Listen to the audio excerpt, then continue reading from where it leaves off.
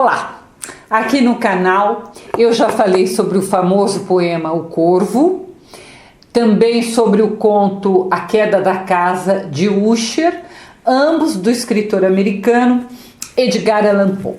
Eu vou deixar os links dos vídeos na descrição, porque é sempre legal você ligar um vídeo com o outro, tá? Por quê? Porque hoje eu vou falar de outro conto muito conhecido de Poe, que é O Gato Preto. O Gato Preto é um conto tão famoso que é citado por outros autores, e ele foi citado inclusive em um poema do livro Pauliceia Desvairada, de Mário de Andrade.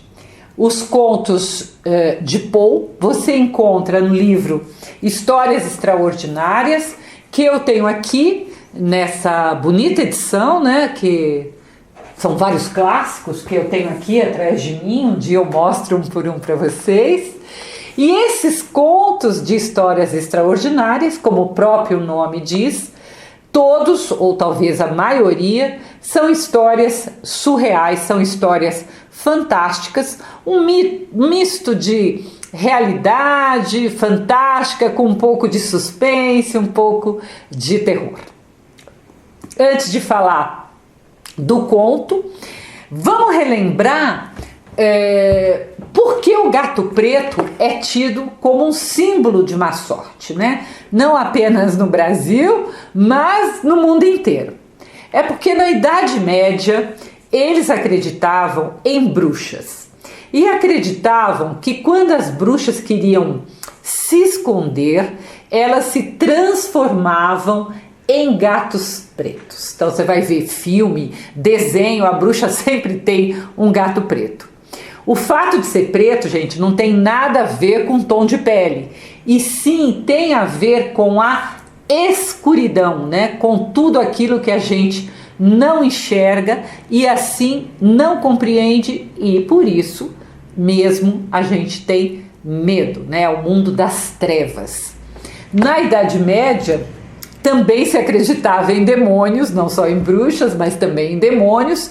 E como os gatos têm hábitos noturnos, eles saem normalmente para caçar à noite, os antigos acreditavam que a noite também era o horário que os demônios apareciam. Por isso que os gatos, então, eram associados a demônios. Então vocês imaginam, não tinha luz elétrica, não tinha nada, era uma baita escuridão, eles pensavam ver tudo.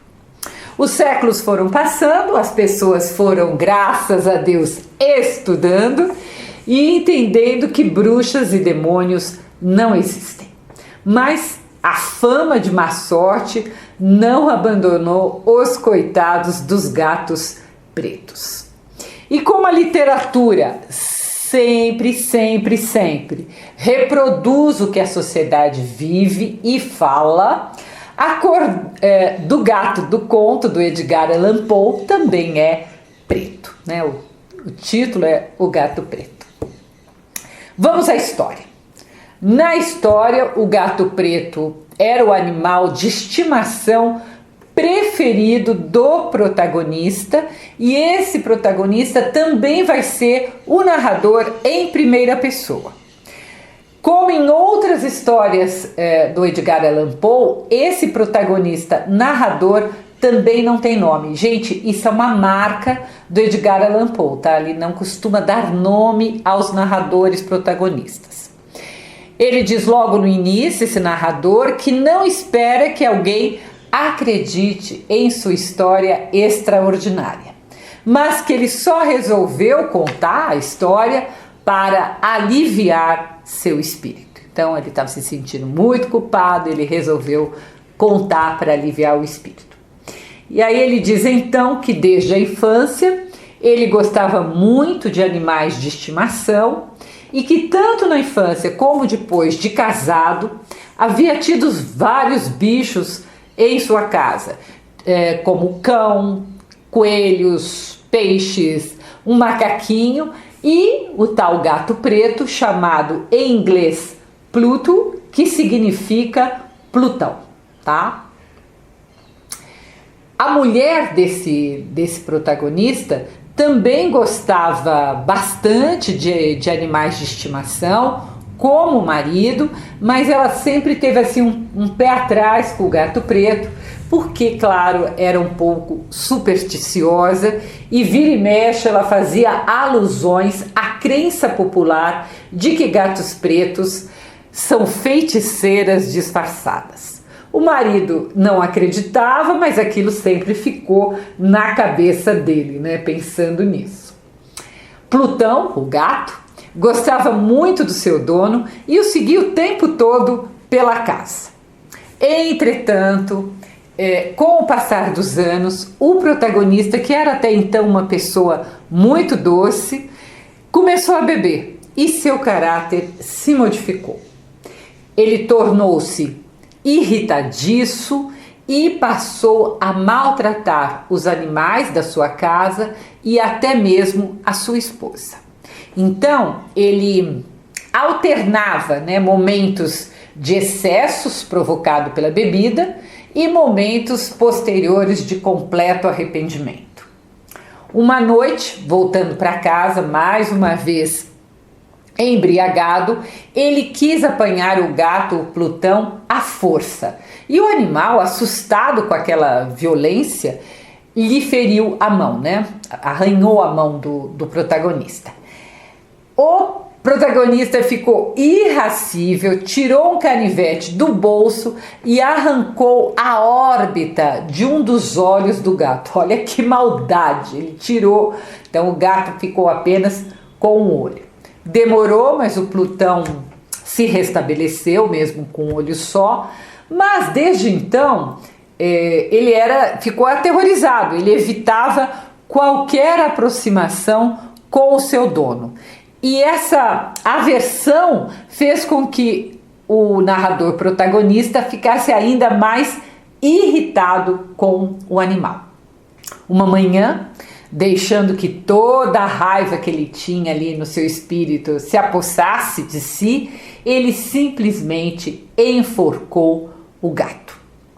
É interessante essa passagem que o narrador protagonista descreve, pois é como se o assassinato do gato tivesse sido uma punição imposta por ele a si próprio, né? Depois de dizer que matar o gato, porque sabia que o gato o amara e que o gato não lhe dera nenhum motivo qualquer para ser morto. Então, ele sabia que a culpa era toda dele. E aí ele ainda completa, abre aspas, enforquei-o porque sabia que estava cometendo um pecado mortal que comprometia a minha alma imortal. Fecha aspas. Então, é um pouco essa vontade que as pessoas que praticam o mal têm de, no fundo, serem punidas. A gente vê isso bastante, né, pela vida.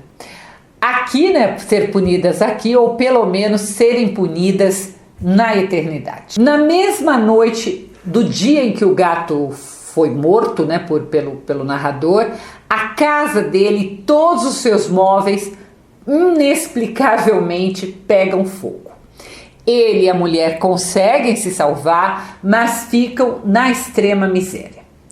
Para sua surpresa, nas ruínas da casa devastada pelo fogo, havia sobrado de pé uma única parede, que era uma parede do quarto, que trazia a imagem de um enorme gato enforcado. Claro que quando ele pensava, a razão lhe dizia que alguém devia ter jogado o gato pela janela do quarto para alertá-lo do incêndio e que a imagem ficou gravada ali em virtude do gesso que estava derretendo e do fogo. Mas a sua consciência, que era pesada, né, pela maldade de ter matado o gato, ficou perturbada e durante meses ele não se livrou do fantasma do gato. Continuou bebendo e uma noite, bebendo em um bar bastante escuro, né, ele viu um gato preto parecido com o seu antigo animal. Então ele chega perto do gato, ele começa a fazer carícias no gato, e como o gato tivesse gostado dessas carícias, o gato acabou seguindo-o até em casa. Só na manhã seguinte é que o protagonista descobriu que esse gato também não tinha um olho. A única diferença, ele era muito parecido com o gato que havia sido morto. A única diferença é que esse novo gato tinha uma mancha branca no peito, que com o tempo o narrador percebeu que a mancha formava nitidamente o desenho de uma forca, o que deixou então com que ele ficasse ainda mais impressionado. Enquanto a sua esposa tinha um grande carinho pelo novo gato, o protagonista lhe tinha a cada dia mais horror. Por quê? Por causa da consciência pesada, né? Ele ficava se lembrando do gato que ele tinha matado. Mas o novo gato, indiferente à aversão que lhe provocava, seguia seu dono durante todo o dia, e à noite ainda acordava o seu dono com seu hálito quente. Não aguentando mais a pressão da presença daquele gato perto dele e deixando que o ódio dominasse mais uma vez a sua alma, em um dia que ele está no porão com a sua mulher, em que quase ele rolou escada abaixo porque o gato entrou na frente, o narrador protagonista pega uma machadinha para matar o gato. Mas a sua esposa segura o braço do marido e ele, furioso por ela ter segurado o braço, ao invés de cravar a machadinha no gato, ele crava a machadinha na cabeça da sua mulher. Meio ali sem saber como é que ele ia resolver, né? Como é que ele ia esconder o corpo, ele pensa em algumas soluções, mas ele acha que a melhor solução é esconder o corpo da mulher emparedando-o na parede do porão, fazer uma nova parede e colocar a mulher ali emparedada. Ele faz isso, depois ele procura pelo gato, ele também quer matar o gato, mas o bichano havia desaparecido. Passaram-se alguns dias e o narrador estava lá muito tranquilo, conseguindo dormir bem depois de muito tempo, sem a presença do gato e apesar do crime odioso que ele havia praticado. Nada lhe pesava na consciência, já estava naquele estágio de maldade que a consciência vai ficando bem pequenininha. Em virtude do desaparecimento da mulher, um dia a polícia resolve lhe interrogar, então vai até sua casa e vai fazer também uma busca pela casa toda. Os policiais não encontram nada e já estavam saindo do porão, que era o último lugar que eles fizeram a busca, quando o protagonista, triunfante, resolve dizer que estava feliz deles não terem encontrado nada e desfeito a suspeita. E uma coisa bem de fanfarronice, ele ainda completa, dizendo que a casa era excelentemente construída e que as paredes eram de grande solidez. E ao falar isso, ele pega a sua bengala e bate na parede exatamente no lugar onde o corpo da sua mulher estava escondido.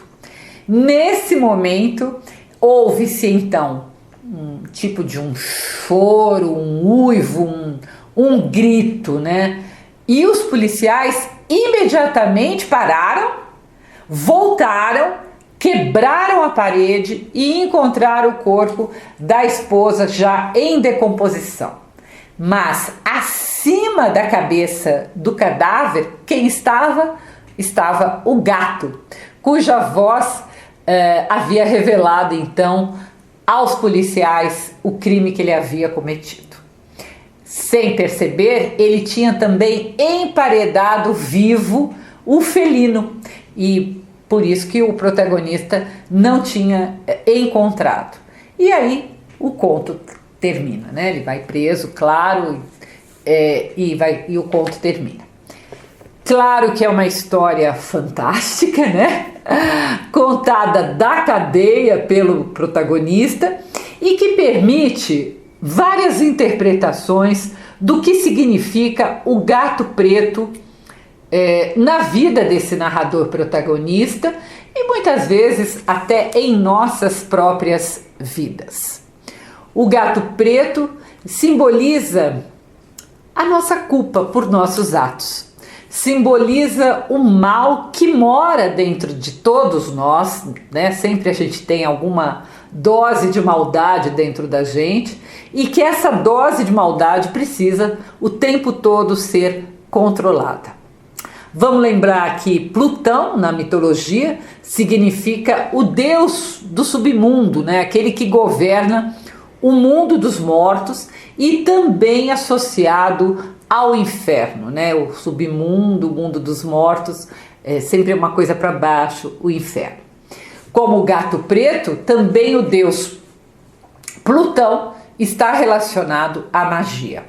É como se o gato preto estivesse ao mesmo tempo provocando e julgando o protagonista. E é por essa razão que tem todo o simbolismo do protagonista arrancar o olho, tentando ludibriar a sua culpa e a sua consciência. Aquela coisa de o que não vê, o coração não sente. Claro que sente, né? Então não adiantava muito arrancar o olho do gato. Gosto das passagens em que o subconsciente vem à tona, quando ele enforca o gato sabendo que a sua alma será punida pela eternidade. Não é o racional, mas é o irracional que sabe. Ou quando ele bate na parede, praticamente se incriminando. É de novo o inconsciente que quer ser descoberto, né? Ele se incrimina batendo na parede. São reações inexplicáveis guiadas pela culpa. O Gato Preto é um conto curto que você lê muito rapidamente ou escuta aqui mesmo no canal, no meu projeto de gravar contos e poemas curtos e famosos em audiobook. Então para você achar os audiobooks, você olha na playlist audiobooks. Nela você também encontra o poema O Corvo em forma de áudio. Então é uma maneira de a gente ler escutando, né? Ler entre aspas. Se você quiser conhecer minhas crônicas, eu as publico todas as terças-feiras no meu site www.miriambevilacqua.com.br. Não deixe de se inscrever, de deixar seu like, de comentar, tudo isso que é tão importante para continuarmos divulgando literatura. Até o próximo post.